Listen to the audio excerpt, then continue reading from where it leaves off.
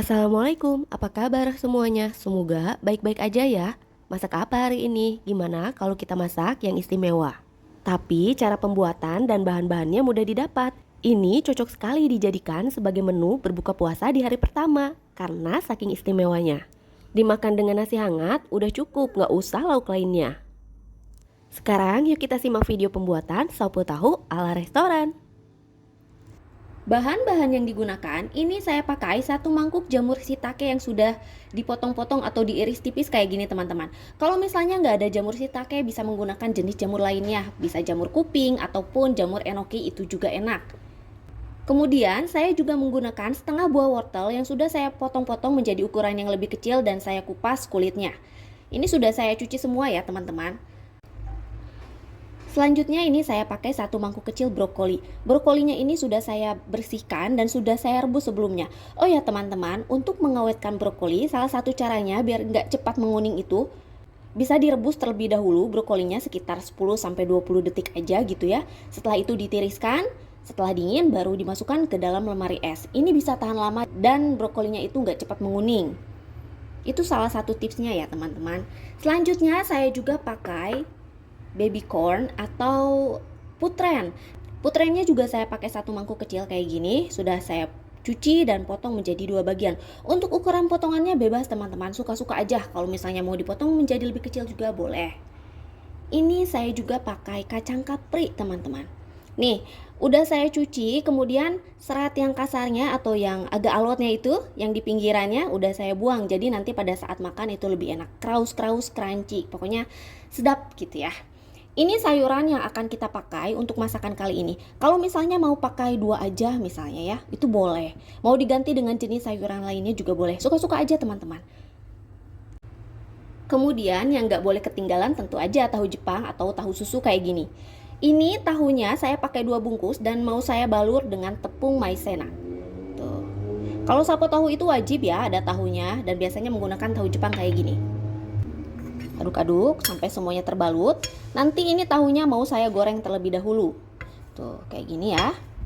Sisa tepung maizenanya jangan dibuang, bisa digunakan nanti untuk mengentalkan kuahnya. Kalau misalnya nggak ada tepung maizena, untuk pengentalnya itu bisa menggunakan tepung tapioka. Tuh, kayak gini, kita sisihkan terlebih dahulu. Agar rasanya lebih gurih dan ada proteinnya, saya juga menggunakan 1 mangkuk kecil udang. Ini udangnya sudah saya bersihkan, kemudian bagian yang ada di punggungnya itu juga udah saya buang kotorannya. Nah ini udangnya mau saya kucuri dengan jeruk kasturi. Kalau misalnya nggak ada jeruk kasturi bisa menggunakan jeruk limau ataupun jeruk nipis. Tuh, untuk buang aroma udangnya. Ini kayak gini, kita sisihkan terlebih dahulu. Jangan lupa nanti sebelum digunakan, bilas kembali sampai bersih gitu ya. Untuk perbumbuannya atau perbawangannya saya menggunakan 2 jenis, yaitu 3 siung bawang putih yang sudah dicincang, kemudian 1/4 bawang bombay yang sudah saya iris-iris. Kalau misalnya mau pakai jahe juga boleh. Selain perbawangan ini, nanti juga pada saat memasak saya akan menambahkan kecap asin, saus tiram, kemudian minyak wijen, garam, kaldu bubuk, dan lada putih. Untuk penambahan garamnya nanti disesuaikan, nanti diicip aja dulu. Kalau misalnya sudah cukup hanya menggunakan kecap asin, gak usah ditambah dengan garam. Itu tadi semua bahan-bahan untuk masakan kali ini. Sekarang kita panaskan minyak, lalu kita goreng dulu tahunya. Panaskan minyak, ini saya mau goreng dulu tahunya yang sudah dibalur dengan tepung maizena. Tuh, kayak gini teman-teman. Tunggu dulu sampai satu sisinya matang, baru nanti kita balik. Tahunya ini sudah dibalik dan sudah matang, warnanya sudah berubah. Kita angkat lalu tiriskan terlebih dahulu. Kayak gini teman-teman. Cantik sekali ya.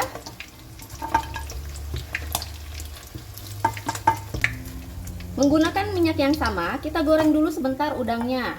Hati-hati.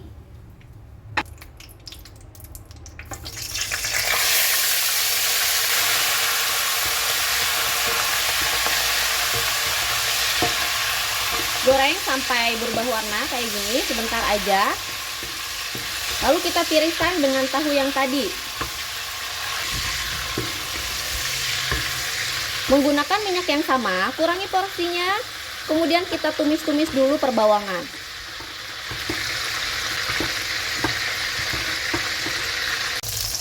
Ini minyaknya sudah saya kurangi, saya mau tumis dulu bawang putihnya teman-teman. Jadi nggak langsung semua. bawang putih terlebih dahulu. Nah, ini tumis dulu sampai wangi dan berubah warna. Baru nanti kita masukkan bawang bombaynya. Kayak gitu teman-teman. Jadi nanti aroma bawang putihnya keluar banget, wangi sekali. Jangan sampai gosong tapi ya. Nah, ini udah sedikit berubah warna. Baru kita masukkan bawang bombay. Aduk-aduk lagi. Nah, ini udah wangi, udah keluar aromanya. Baru kita masukkan sayuran yang keras terlebih dahulu. Masukkan wortel, kemudian putren atau baby corn.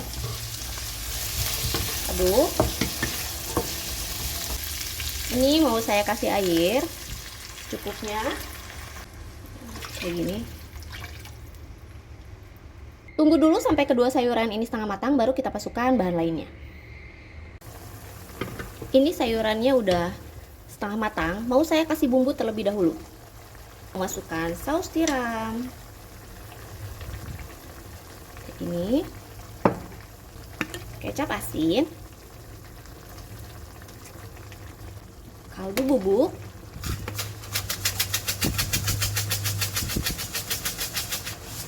kemudian lada putih. Nah, ini kita aduk-aduk dulu. Nanti dites aja dulu, kalau misalnya kurang asin boleh ditambahkan garam.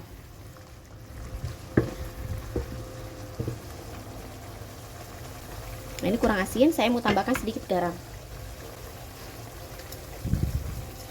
Garam. Untuk minyak wijennya nanti saya mau tambahkan sesaat sebelum sayurnya ini diangkat, teman-teman. Ini opsional, kalau misalnya yang nggak suka gula putih boleh di skip. Ini saya tambahkan biar rasanya lebih balance. Nah, kayak gini. Baru saya masukkan kacang kapri. Nih, wah warnanya jadi tambah cantik setelah dimasukkan hijau-hijau. Tunggu dulu sebentar.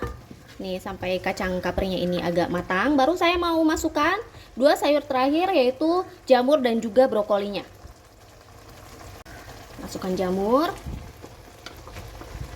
aduk. Kalau misalnya airnya kurang boleh ditambahkan, teman-teman. Ini saya mau bikin yang nggak terlalu banyak kuah, jadi nyemek-nyemek gitu. Wah, ini udah enak sekali, teman-teman. Tunggu dulu sampai jamurnya ini matang, karena kan brokolinya memang sudah matang, sudah saya rebus sebelumnya, jadi nggak terlalu lama nanti masaknya. Sekarang saya mau masukkan sisa bahan-bahannya, udang, tahu, dan juga brokoli. Nih, ini saya mau aduk dulu biar bumbunya menyerap. Terakhir nanti saya mau masukkan brokoli, dan sebelum diangkat saya mau masukkan minyak wijen.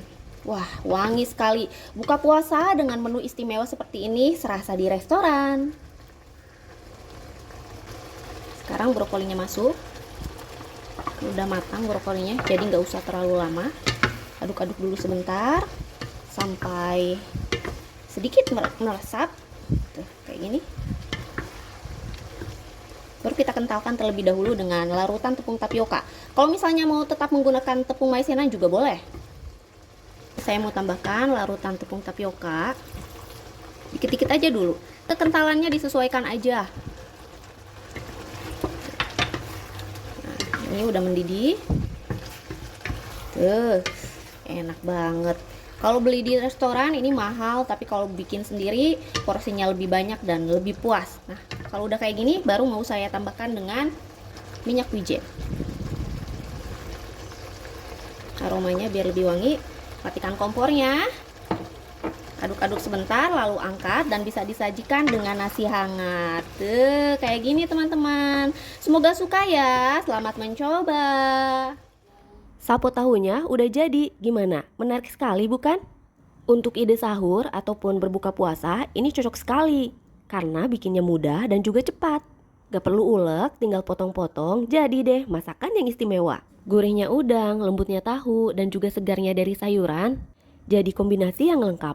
Terima kasih ya yang sudah menonton videonya sampai selesai. Jangan lupa recook, bye!